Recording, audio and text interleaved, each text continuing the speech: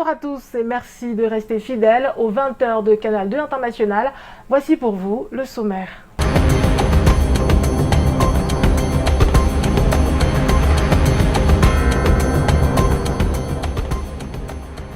Violence en milieu scolaire, un élève de classe première a été battu à mort à la sortie des classes par un groupe de jeunes. Le drame se déroule à Bandjoun, dans la région de l'Ouest. Dialogue national, les propositions de la région du littoral sont prêtes depuis cette fin d'après-midi. Elles ont été réalisées en présence du ministre Laurent Esso. Pendant ce temps à Yaoundé, le Premier ministre recevait les propositions des membres du corps judiciaire et du patronat. Ce samedi est journée mondiale du nettoyage. L'événement a été célébré à Douala à travers une grande campagne de propreté à laquelle toutes les couches sociales étaient conviées. Voilà pour la une.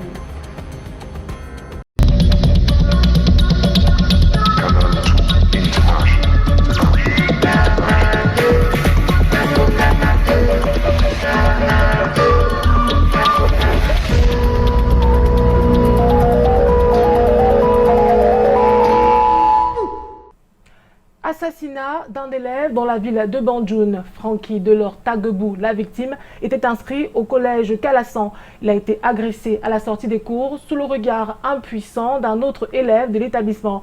L'acte ignoble serait la résultante d'une altercation survenue la veille au sein du dit collège. Les précisions dans ce récit de Robert Charlitoc. Francky Delors Tagebou est abattu froidement par un groupe d'individus inconnus à la sortie des classes. Nous sommes au collège Kalassam de Bandjoun, où le 17 septembre dernier, alors qu'il était à l'école, Francky est informé que les jeunes de la classe de seconde s'activaient autour du jeu de dés, une activité proscrite au sein de l'établissement scolaire. C'est alors que le jeune Francky, âgé de 20 ans et en classe de première, décide de mettre un terme à ce jeu. Un acte qui lui sera fatal. C'est ainsi que le lendemain, Francky va subir l'agression de 9 jeunes. Lui seul, il était au moins sur lui seul, au moins 4. Lui, il ne s'est même pas défendu 30 secondes avant que le caillou est venu sur sa tête. Moi, quand j'ai seulement vu, c'est quand on a frappé le caillou sur sa tête, mais il est maintenant vu vomir le sang. Il est tombé au sol maintenant. Quand il est tombé au sol, nous on a pu arrêter 3 des gens là. Et les 3 là, ils étaient aussi à l'hôpital.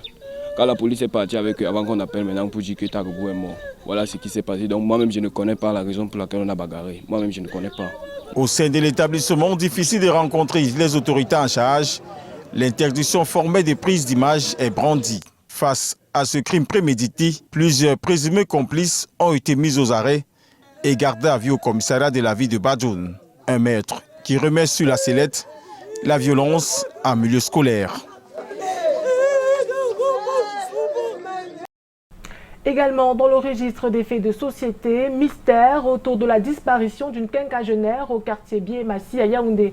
La victime, Anne Bia, aurait fait une chute dans une rigole jeudi dernier et aurait été emportée par les eaux. Seulement, les fouilles engagées par les sapeurs-pompiers et la population depuis lors n'ont abouti à rien jusqu'ici. Nos reporters Raksha Bassi-Kietna et Jean-Bernard Tanier sont descendus sur le site des recherches pour nous livrer ce reportage. Un jour, un événement dramatique. C'est à ce titre que l'on peut intituler la journée de la famille Mbia. C'est l'un des mystères les plus troublants de la semaine. Un jeudi noir qui tente la vie de tous les habitants de la rue Bananier du quartier Biémassi. C'est une bien triste affaire. Maman Anne Bia s'est volatilisée. Depuis la chute qu'elle fait dans la rigole de son quartier et qui l'emporte vers une destination inconnue, les recherches conjuguées entre sapeurs-pompiers, famille et population, jusqu'alors se poursuivent. Ce matin aussi, toute l'équipe, les enfants sont descendus partout. Ils sont encore en train, et les voilà qui reviennent sans rien trouver. On a trouvé juste son foulard, le foulard qu'elle avait sur la tête. Aucun mot placé ne peut décrire l'angoisse et le désespoir de sa famille et de ses proches. Où se trouve Maman Anne? Est-elle encore en vie? That is the question. Je suis dépassée, je suis choquée à la limite. Je n'arrive pas à comprendre comment quelqu'un peut glisser et disparaître comme ça. C'est impensable. On ne comprend pas. Si vraiment mon épouse ne voyait pas, le Satan ne peut pas gagner ici-bas. Sous une pluie battante, elle chute dans cette rigole qui l'emporte on ne sait où et nous laisse entre les mains son foulard et son sac de vivres. Une histoire qui passionne tous les esprits curieux, un mystère qui reste élucidé. En attendant de trouver la quinquagénaire, Mama Anbia reste portée disparue.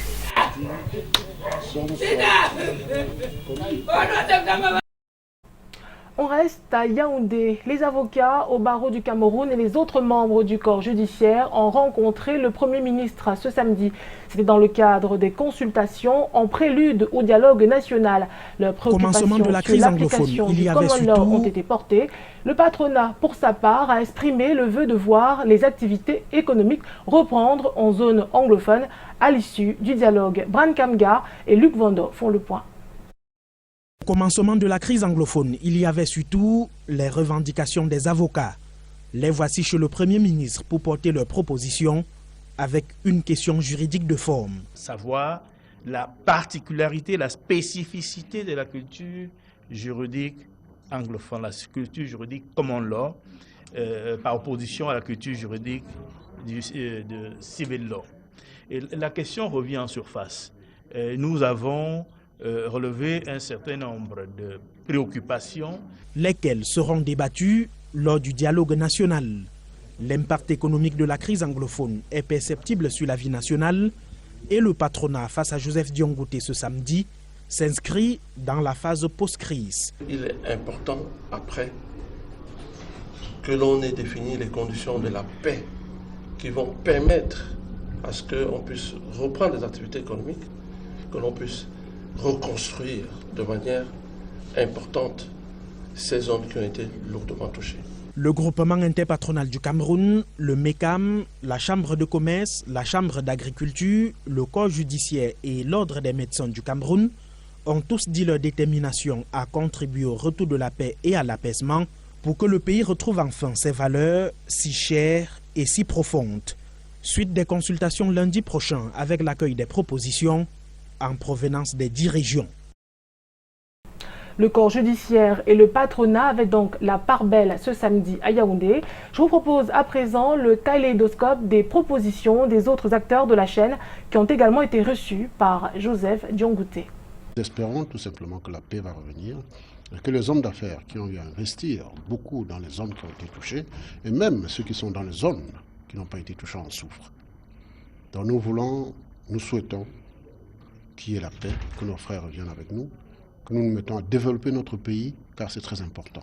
Il faudrait que nos voisins qui se sont déplacés et qui sont rentrés dans les zones voisines puissent avoir une solution afin qu'ils rentrent occuper leurs terres pour mener sereinement leurs activités. L'amélioration de la gouvernance. Nous ne pouvons pas continuer à être dans un pays où les créateurs de richesses au secteur privé voient une minorité, une élite administrative s'accaparer des richesses du pays et laisser le peuple croupir dans la misère. Ça, c'est des choses qui choquent davantage. Il serait nécessaire d'accentuer la sensibilisation à la diversité culturelle, le système juridique qui se juxtapose, le droit romano-germanique dans la partie francophone et la common law dans la partie anglophone, de faire en sorte que ces systèmes soient mieux appréhendés de part et d'autre, de façon à ce que les Camerounais qui vont et viennent puissent se retrouver, en tout cas comprendre pourquoi est-ce qu'on fait telle chose dans la partie anglophone et telle autre autrement. Nous croyons que ces préoccupations seront prises en compte, ainsi que d'ailleurs son Excellence, Monsieur le Premier ministre, nous en a fait la promesse. Concernant toujours le dialogue national au Cameroun, la région du littoral vient d'établir ses propositions. Elles ont été recueillies ce samedi au cours d'une réunion que présidait le ministre de la Justice, garde des Sceaux. Compte rendu de cette assise qu'abritaient les services du gouverneur avec Mireille Flore Defofotso et Marius Kossou. Des propositions en n'ont pu finir. Près de 8 heures d'échange ce samedi 21 septembre entre membres de la société civile, responsables des communautés et autorités administratives de la région du littoral. Ceci dans le cadre de la collecte des propositions de la région pour les transmettre au Premier ministre en vue du dialogue national. Le ministre d'État, ministre de la Justice, garde des Sceaux, qui présidait la cérémonie, a tenu à apporter quelques éléments de réponse au cours de ces échanges. Quelqu'un condamné à l'hébergement, il soit condamné. Quelqu'un condamné à l'hébergement, il soit condamné. Et ça appartient au pouvoir exécutif dit au pouvoir judiciaire que le pouvoir judiciaire est indépendant du pouvoir exécutif. Je vais apporter cette première clarification parce qu'il y a un certain nombre de problèmes qui ont été relevés ici et sur lesquels je viendrai très succinctement. Les propositions, en grande partie, portaient sur la résolution de la crise dans le nord et sud-ouest et sur la question du vivre ensemble. Déjà au niveau du Nozo, dont le nord-est et le sud-ouest, la communauté du Grand Nord appelle à l'apaisement. Nous voudrions donc que tous les Camerounais du nord au sud, de l'ouest à l'ouest, et particulièrement de ces régions anglophones, s'asseyent autour d'une table pour qu'on puisse donc trouver des solutions fiables afin donc de développer notre pays, le Cameroun.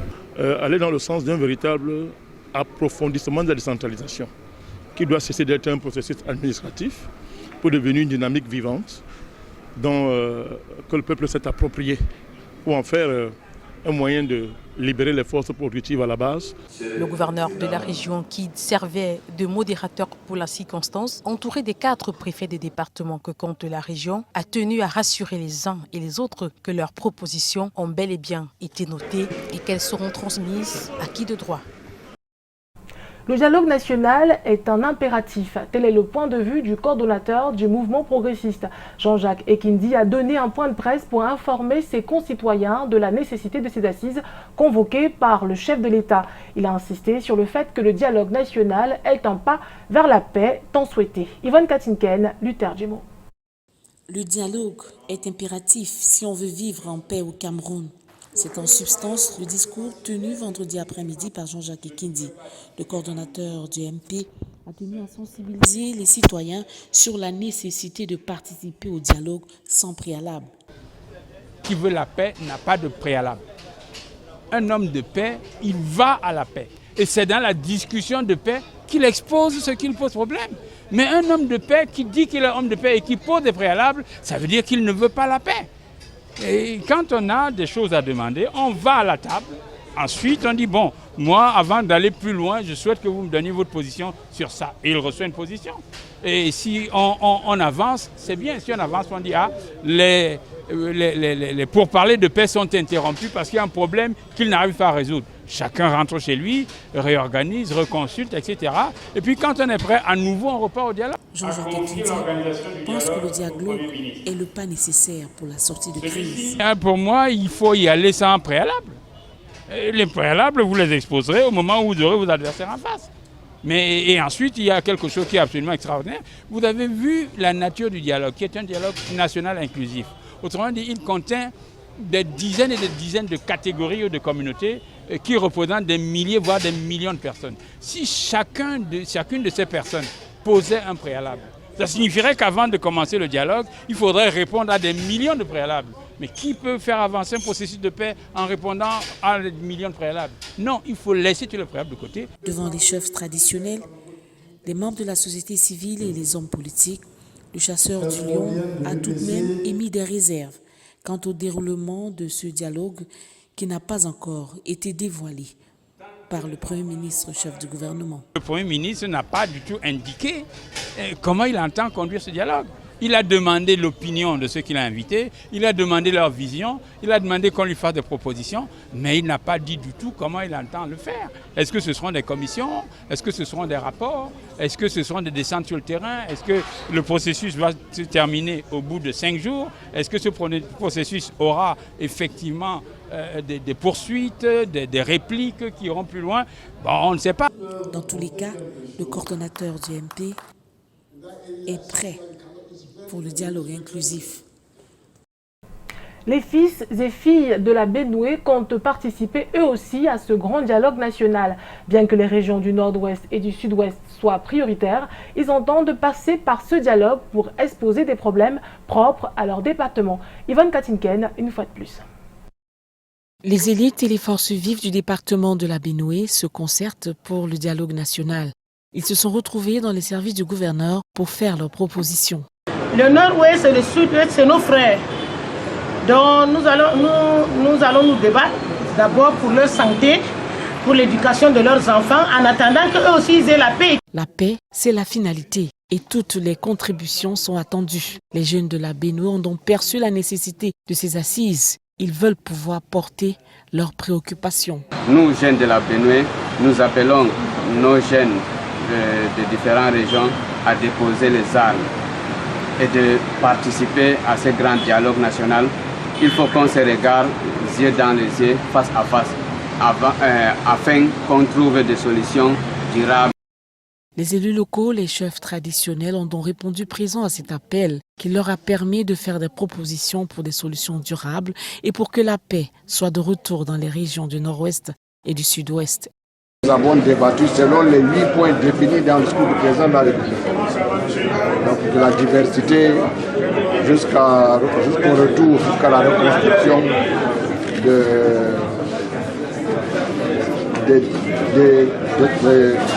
des régions qui ont été impactées par cette crise, à savoir le nord-ouest et le sud-ouest.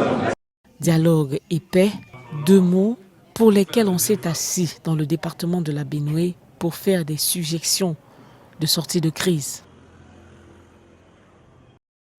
Une page de nécrologie ce soir. Il a rejoint la terre de ses ancêtres ce samedi à Manfé. Le général de division Tatao Tabé James, décédé le 24 juillet dernier. Avant son inhumation, il a reçu les honneurs militaires au quartier général de Yaoundé. Cérémonie présidée par le ministre délégué à la présidence chargé de la Défense. Il représentait le chef de l'État. Compte rendu d'Alain Ghislain Kanga et Serge Alain Zibou. Vive émotion à la cour d'honneur du quartier général à Yaoundé.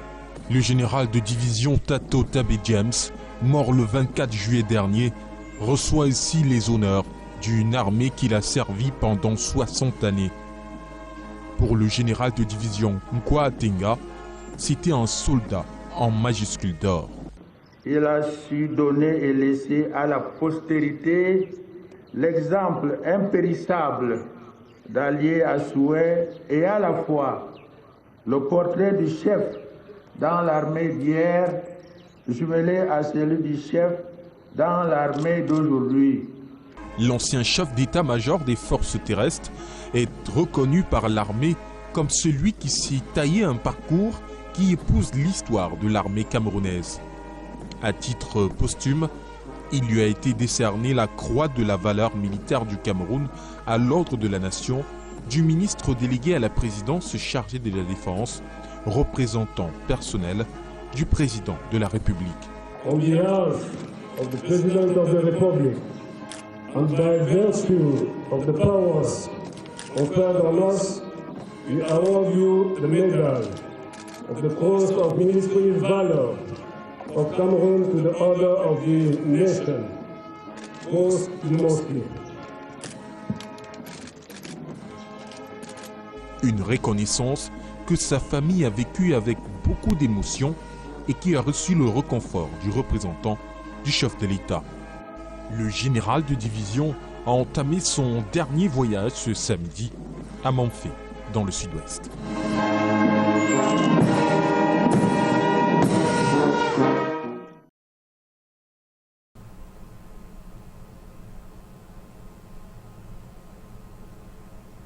Le Cameroun s'est joint à la communauté internationale ce 20 septembre pour célébrer la journée internationale de l'alphabétisation. Le secrétaire général du ministère de l'Éducation de base présidait la cérémonie placée sous le thème « Alphabétisation et multilinguisme ». Delphine Fonkotene et Hubert Noche nous font un compte rendu. Ils se comptent par centaines, ces jeunes qui ne savent ni lire, ni écrire, ni compter. Ces analphabètes, pour la plupart, ont abandonné l'école très tôt.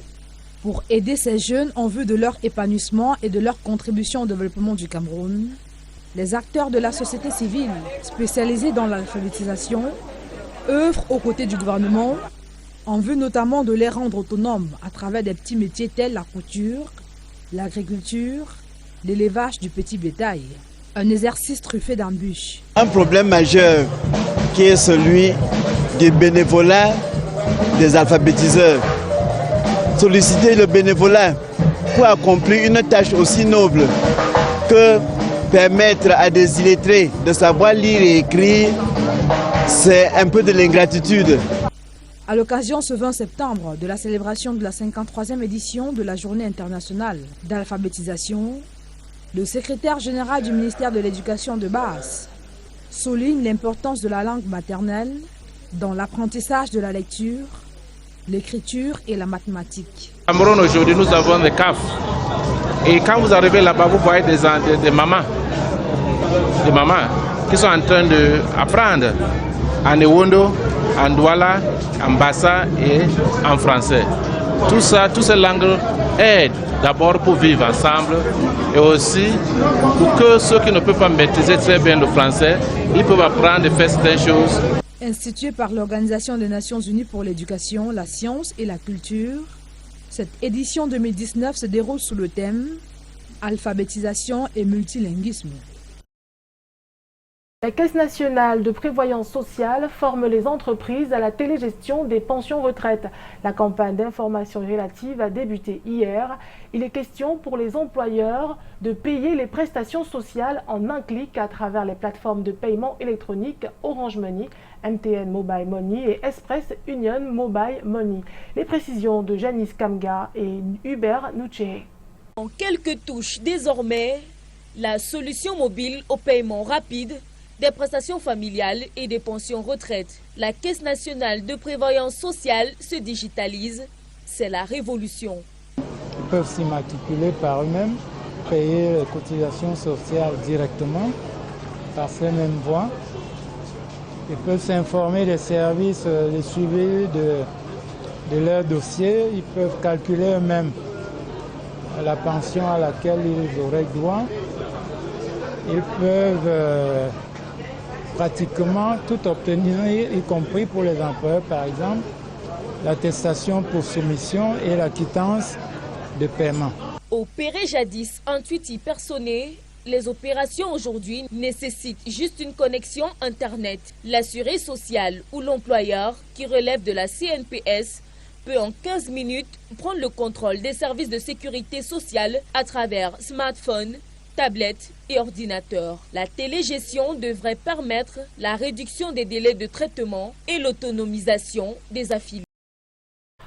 Le Japon soutient la fondation Chantal Biya dans son combat pour la protection de la mère et de l'enfant ainsi que dans la promotion de la santé pour tous. Un contrat de partenariat a été signé à cet effet dans la ville de Yaoundé. C'est ce que disent Raksha Basekiedna et Serge Alain Zébou. Reconnu d'utilité publique au Cameroun par l'arrêté du numéro 99/098 du 30 avril 1999, la fondation Chantal Biya, sous la houlette de la première dame du Cameroun, Madame Chantal Biya, accueille une cérémonie marquante pour le personnel et les résidents de la fondation. La signature du contrat de don entre l'ambassade du Japon au Cameroun et la fondation. Le seul projet en cours, la survie du nouveau-né au centre mère et enfant. Le gouvernement du Japon a décidé de financer ce projet, de soutenir le gouvernement du Cameroun dans ses efforts, la santé de la mère et de l'enfant. L'action humanitaire de la première dame, qui a une portée nationale et même internationale, a su attirer le pays du soleil levant. Entre le mot de bienvenue du directeur du centre mère et enfant de la fondation Chantal Biya, l'allocution de son Excellence l'ambassadeur du Japon au Cameroun, la signature du contrat de don, la signature du livre d'or, sans oublier le tour du propriétaire, une promesse est faite à l'ambassadeur du Japon au Cameroun. Je puis vous rassurer que ce don que vous mettez à notre disposition sera utilisé à bon escient. Un établissement de référence, la fondation Chantal Biya, fondée par la première dame du Cameroun, ambassadrice de bonne volonté de l'UNESCO pour l'éducation et l'inclusion sociale et ambassadrice spéciale de l'ONU-SIDA, est reconnaissante de cet important geste qui vient appuyer le travail qu'elle mène au quotidien. Et tout ceci sous une ambiance festive. En culture, ils sont 2 Camerounais en lice pour le prix découverte RFI, l'idole La Slameuse et Sissoul. Ces 2 artistes invitent leurs fans à les voter afin qu'ils puissent remporter ce prix. En attendant le grand jour, nos reporters Delphine Fonkotene et Hubert Nouché sont allés à leur rencontre. Entre les mains, Sissoul visionne et revisionne ses différentes prestations scéniques avec ses frères et amis. C'est ainsi que s'occupe le jeune artiste de 20 ans originaire du centre depuis qu'il est déclaré finaliste au prix Découverte RFI. On passe des journées à envoyer les liens, de faire un peu une petite campagne. Comme lui, l'idole la slameuse est sollicitée par les médias depuis lors. Elle était d'ailleurs l'invitée de l'émission Nous chez vous, diffusée sur Canal 2 International. L'originaire de l'Ouest Cameroun, né en 1994, se réjouit d'être parmi les 2 Camerounais en lice à cette compétition. C'est une belle surprise de savoir qu'on a pu faire une place au slam dans une compétition de telle envergure. Ça nous pousse à croire davantage parce que quand on a commencé, très peu de personnes croyaient et disaient « Ah, pourquoi le slam et tout ?» Et aujourd'hui, on voit que les gens commencent à prêter attention. Les 2 artistes démontent les voix de leurs fans. Pour le titre, le Ndem de la co-organisatrice du festival Slamop et Éternité du vainqueur du prix Découverte Goethe Institute 2019. Avec l'aide de tout le monde, on va pouvoir remporter le prix et le ramener au Cameroun. Allez les gars, je demande de voter massivement, sérieusement, il faut qu'on vote. Ça doit aller très vite, il faut que le Cameroun gagne. C'est très important, autant pour les couleurs que pour nous-mêmes. Le vainqueur sera connu le 7 novembre prochain. L'idole et Sissoul espèrent chacun faire flotter le drapeau vert ou jaune encore plus haut, comme l'ont fait leurs aînés Charlotte Dipanda, le groupe Macas, Blik Bassi et autres Caresse Photo.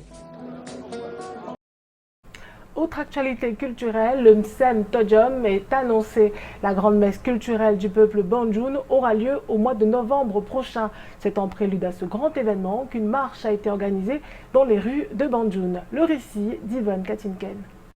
Samedi matin, sur les rues de Bandjoun, les fils et filles de la localité préparent le grand rendez-vous culturel de la communauté Bandjoun. Ils ont donc marché pour annoncer cet événement. La 8e édition du Saint Tonjom a ainsi débuté par cette grande marche sportive sur les artères de la ville. Nous avons voulu, à travers cette marche, décliner un pan de l'histoire de Bandjoun. Parce que, comme vous l'avez constaté, nous sommes partis de 7 points différents du village Bandjoun. Et 7 points qui obéissaient à un découpage traditionnel pour converger d'abord vers la préfecture. Pourquoi ne pas converger vers le palais royal? Pour une raison simple. Ils sont de tous les âges et de toutes les couches sociales. Ils ont marché unis dans les 7 groupements qui constituent le village Bandjoun et le point de chute était ici, à la chefferie.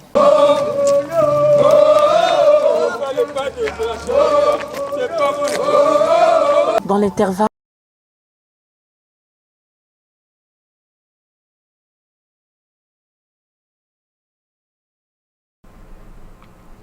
on poursuit le journal avec ces images d'un match de football. Les footballeurs de l'équipe de Canal 2 International remportent leur duel contre Bolloré FC 2-1. C'était cet après-midi au stade Sikam de Douala pour la 2e journée du tournoi baptisé Champions League Corporate. Un doublé d'Armand Pagna, technicien de prise de vue à Canal 2 International. Nous y reviendrons dans nos prochaines éditions.